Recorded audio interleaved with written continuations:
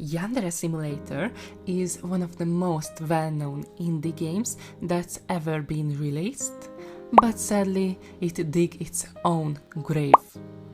Mostly on the developer's fault, but that's a theme for another time. But it's quite sad to see a game that had a unique concept get flushed down in the toilet because of a single person. I am not a follower of Yandere dev, I don't consider him a good person, nor really care about him or his Yandere Simulator game. But it has some nice concepts that I wanna use to be creative with it. So, without further ado, let's get to the point already, but after the intro, of course.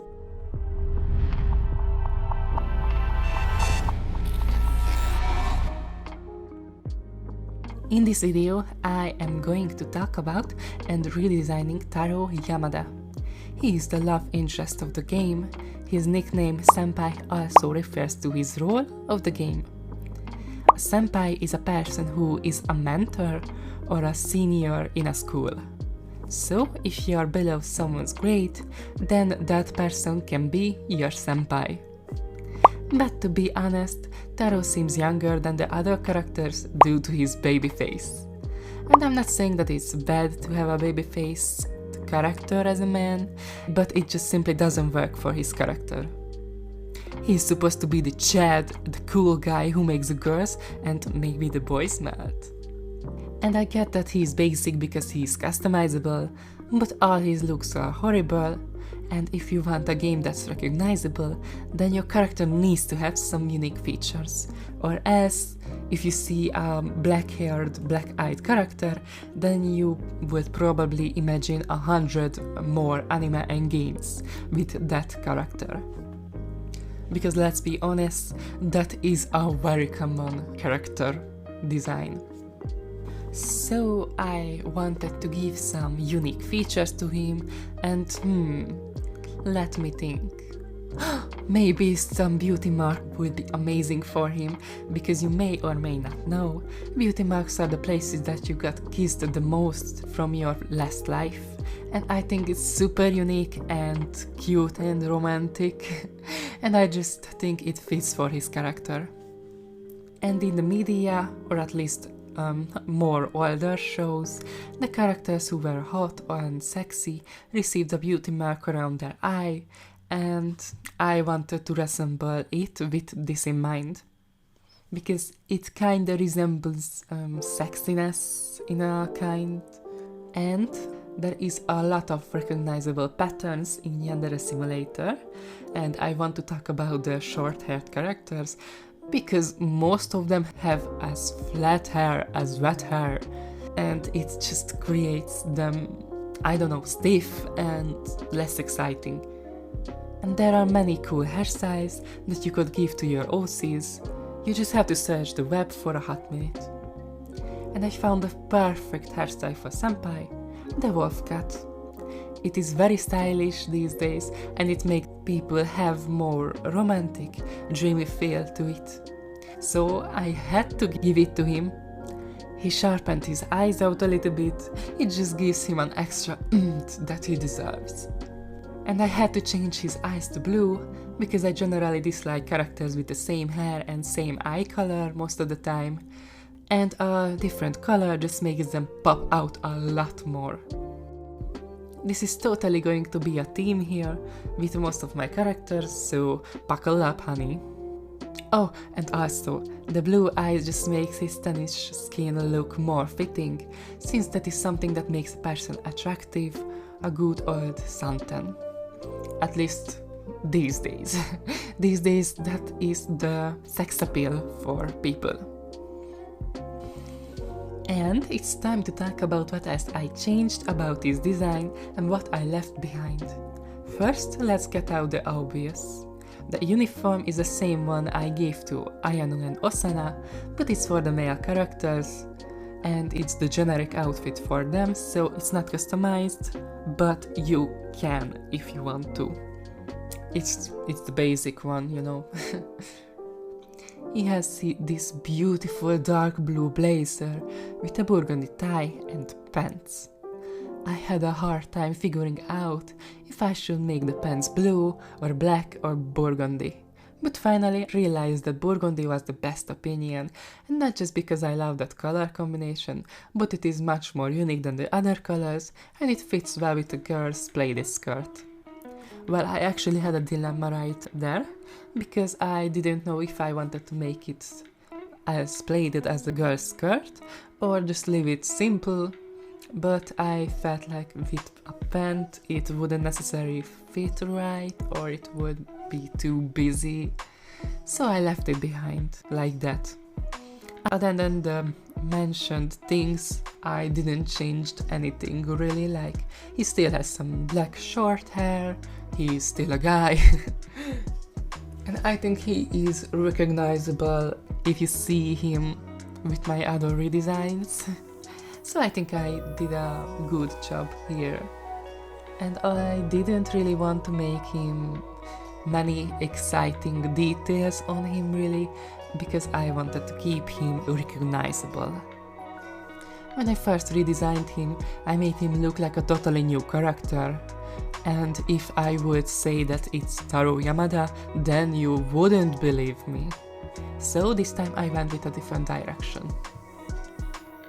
With personality-wise, he also received a loud amount, because let's be honest, who likes white bread? He is a very romantic and smart individual who cares deeply for animals, books and literature. To shorten things up, he is basically a Disney princess or prince. He is charismatic but not egotistical. He is liked by everyone, but not the most popular because of jealousy and his introverted personality. He would much rather go to the bench and read his books, while sniffing on a rose and maybe sipping his orange juice. But having this much beauty can get very problematic for him. He always has to deal with people looking at him, trying to flirt with him and basically annoy the hell out of him. So he can be a little bit tired of people, you know, like he just wants to be alone, to have his own little space. But it is hard to have that when you are as good looking as him. He believes that he's an ordinary student of Academy High and just wants to study to be successful in his life. If you enjoyed this video so far, then I would highly suggest you to subscribe.